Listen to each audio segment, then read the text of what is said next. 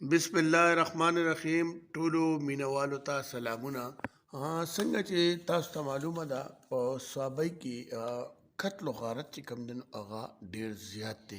د دې مین وجه چې کومه ده دا صدا زه به تاسو ته دا وایم چې په صوابۍ کې په دې یو کال کې تقریبا 250 مړي شوي دي.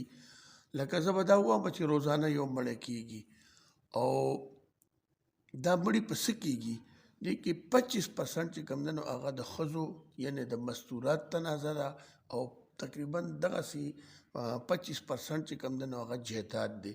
لکه رشته ختمه شوه جیداد او په دې باندې موږ مړي کوو. ډېر افسوسناکه خبره ده چې اخر دا وجه څه ده. نو راځئ لومبۍ به د ډي پي او صاحب واورو چې دی څه وایي. د یو ډېر ښکلی سجیشن ورکړو، یو ډېر ښکلې مشورې راکړه او دی په هغې باندې عمل کوي. نو راځئ اول जो कि पठान कल्चर का हिस्सा भी है वो है कत्ल मुकातला। इस साल अगर हम बात करें तो 230 मर्डर्स हो चुके हैं, विच इज़ टू मच। और पिछले 5 साल का मर्डर्स और अटैम्प्ट मर्डर्स का डाटा हम लोगों ने इकट्ठा किया और उस डाटा को इकट्ठा करके बाइफरकेट किया कि किस वजह से कत्ल और मुकातले हो रहे हैं। तो 25% जो मर्डर्स हैं वो हो रहे हैं ख़वातीन के डिस्प्यूट्स के ऊपर समहाउ।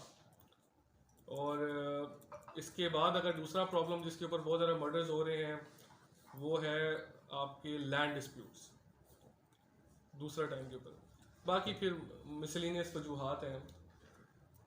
पॉइंट जो मैं रेज करना चाह रहा हूँ जो मेरे लिए कंसर्निंग है, प्रॉबेबली पुलिस के लिए इतना कंसर्निंग नहीं होता, दो पार्टीज आपस में मर्डर कर लिया तो हमें फ़र्क नहीं पड़ता जी आपस में कत्ल मुकातला दुश्मनी कोई टेररिज्म नहीं है।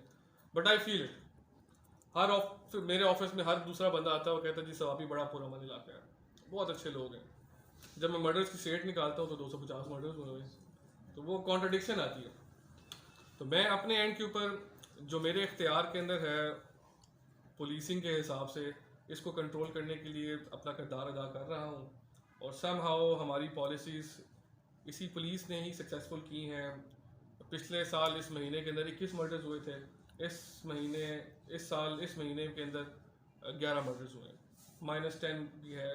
मैं ये नहीं कहता कि सिर्फ मेरा कामयाबी है, बल्कि इनफैक्ट सवाबी पुलिस और आप लोगों का किरदार इसके अंदर बिल्कुल शामिल है जो आप लोग इनके मसले मसाइल हल कर रहे हैं। Point I want to make इसके जो मेरी 5 साल की वर्किंग की हम लोगों ने उसके अंदर जो चीज़ निकल आई है वुमेन डिस्प्यूट्स है। और ज़्यादातर मसले वुमेन डिस्प्यूट्स को हम पैटी नेचर के मसले समझते हैं और हम समझते हैं कि ये मसले DRC को रेफ़र कर दिए जाएं तो DRC मुनासिब तरीके से इसका हल निकाल सकती है, शायद पुलिस उस तरीके से ना कर सके।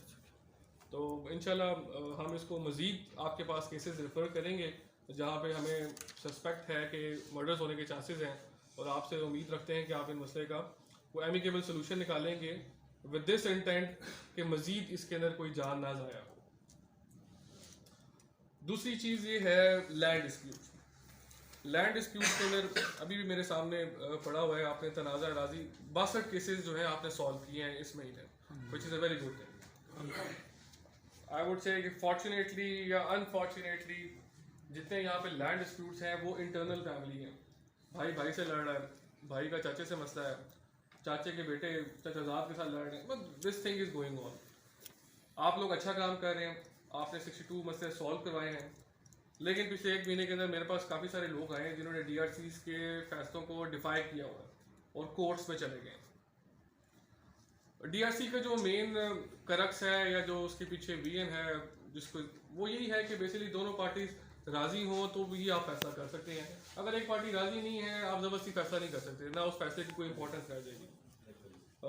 आप वो मसलों का हल निकालते हैं जहाँ पार्टीज आपस में बैठ नहीं रही होती, आप दोनों को सामने बिठा देते हैं तो आधा मसला वैसे सॉल्व हो जाता है। कुछ ईगो के मसले होते हैं वो आप सॉल्व कर देते हैं, कुछ कल्चर से इख्तियार दे देते हैं आप लोग, उससे चीज़ें मसला होती हैं। और फिर यहाँ पे जरगे की बड़ी वैल्यू है, लोग इज्जत देते हैं। आप बड़े हैं, आपके फैसलों की इज्जत वही लोग करते हैं जो खुद भी बड़े हैं। अब जो नई जनरेशन आ रही है हमारी वाली, मैं शायद उम्र में सबसे छोटा हूँ आपसे, आप लोगों की पूरी उम्र गुजर गई इस कामों में, लेकिन जो नई जनरेशन आ रही है वो प्रॉबेबली उस तरह जरगे के फैसले को नहीं मानती और बीच में रोड़े अटकाती है। मैं बात ये क्यों करना चाह रहा हूँ, मैं इसके ऊपर आऊँगा। बात मैं इसलिए करना चाह रहा हूँ कि आप एक फ़ैसला सुना देते हैं कि यार 2 कनाल ज़मीन इसकी, 4 कनाल ज़मीन इसकी, फैसला हल हो जाता है, मसला ख़त्म। फैसला आपने 10 साल पहले किया था, आज जो है ना उसके बच्चे बड़े हो गए, बच्चे कहते हैं नहीं जी ये तो ज़मीन मेरी है, रेवेन्यू रिकॉर्ड्स के अंदर तो मेरी ज़मीन है, वो अदालत में भी जाता है और फिर चाचों के बच्चों की आपस में लड़ाई शुरू हो जाती है। तो इसको हमने एक ऐसा डिसीजन करना है, और मैं आपसे मशवरा भी इससे मांगूंगी, आपका क्या मशवरा है कि जो आप डिसीजन करते हैं उसको हम रेवेन्यू रिकॉर्ड के अंदर उसकी एंट्री ज़रूर करवाएं, ताकि अगर बड़े मर भी जाएं तो उनके बच्चे आपस में मत लड़ें। मेरी समझ बूझ के मुताबिक तो ये है कि बेहतरीन बाप वो है या बेहतरीन बड़ा वो है जो अपने जीते जीते अपनी जायदाद की तकसीम करके प्रॉपर मुनासिब तकसीम करके चला जाए, तो शायद उसके बच्चे आपस में नहीं लड़ेंगे। वरना ये मसले जो है लैंड डिस्प्यूट्स के अजलों से चल रहे हैं, और मसला मेन ये है कि रेवेन्यू रिकॉर्ड में उसकी एंट्री नहीं है। जब केस आपके हाथ से निकल जाता है तो केस कोर्ट में जाता है, कोर्ट आपके डिसीजन को सपोर्टिंग एविडेंस के तौर पे तो इस्तेमाल कर लेती है, बट कंक्रीट एविडेंस नहीं है, सब्सटैंशियल एविडेंस नहीं है, या प्राइम आपका एविडेंस नहीं जिसकी बेसिस के ऊपर कोर्ट डिसीजन करे। कोर्ट तो रेवेन्यू रिपोर्ट चेक करेगी, और रेवेन्यू रिपोर्ट के मुताबिक तो चीज़ें बिल्कुल अदरवाइज होती हैं। तो मेरा تاسو واورېدل ډي پی او صوابی نجم الحسنین صاحب چې کوم دنو هغه وایي چې په صوابی کې تقریبا په دې یو کال کې 250 مړي شول، لکه روزانه په بنیاد یو مړی کېږي. صرف دغه میاشت چې کوم دنو دې کې تقریبا 11 مړي شوي دي، باقي چې کوم دنو هغه وایي دا 21-22 لکه فر ډے موږ وایو چې دا نو ډېر غټ ظلم دی.